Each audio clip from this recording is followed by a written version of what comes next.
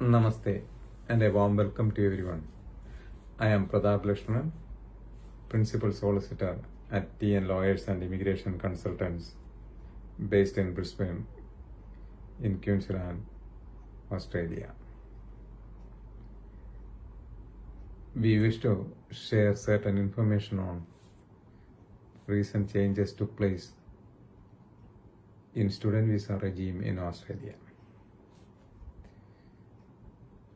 We all are aware that the student visa regime has been constantly changing in Australia, especially from 2024. You may remember in March 2024, the basic criteria of genuine temporary entrant requirement has been changed to genuine student criteria to be granted a student visa. We have done a couple of videos in Malayalam explaining what is the difference between genuine temporary entrant and the genuine student criteria. We wish to advise you that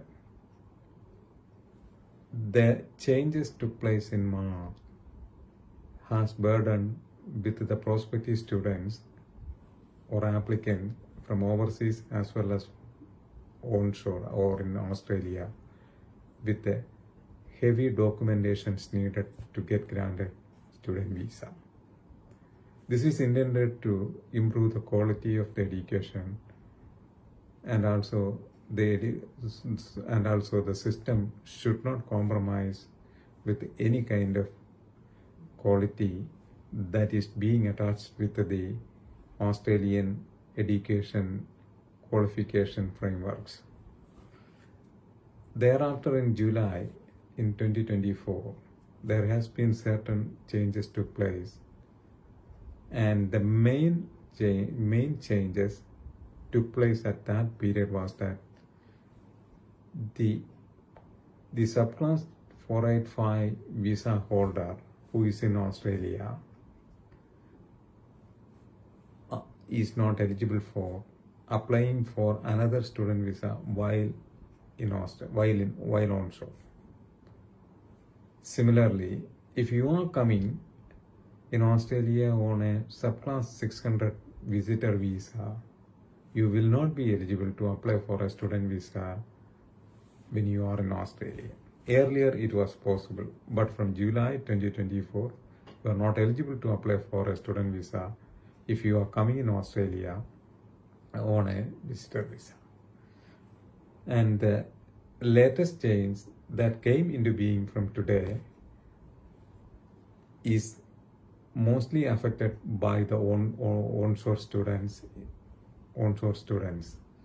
in Australia. Earlier, if you want to apply for a student visa, the department have given permission to provide you letter of offer with the student visa application. But from today onwards, you will not be eligible to apply for a student visa without a confirmation of enrollment or COE. If you are applying for a course in Australia while onshore with a letter of offer from an education provider, and you are applying for a student visa, that visa application is deemed to be an invalid application from today onwards. It means that you won't be getting a bridging visa when you are applying for a student visa with the letter of offer that obtained from a education institution. So you have to be very careful that if you are on onshore as well as you are on offshore, you must have a confirmation of enrollment or COE to apply for a student visa in Australia.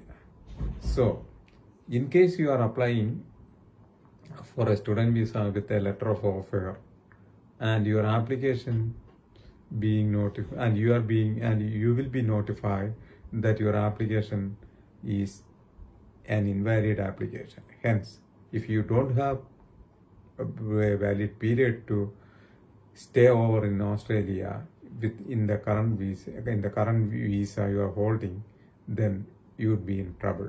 You will be an unlawful overseas citizen in Australia. That may affect your future visa applications. The second thing is that if you are applying with a letter of offer and your application is being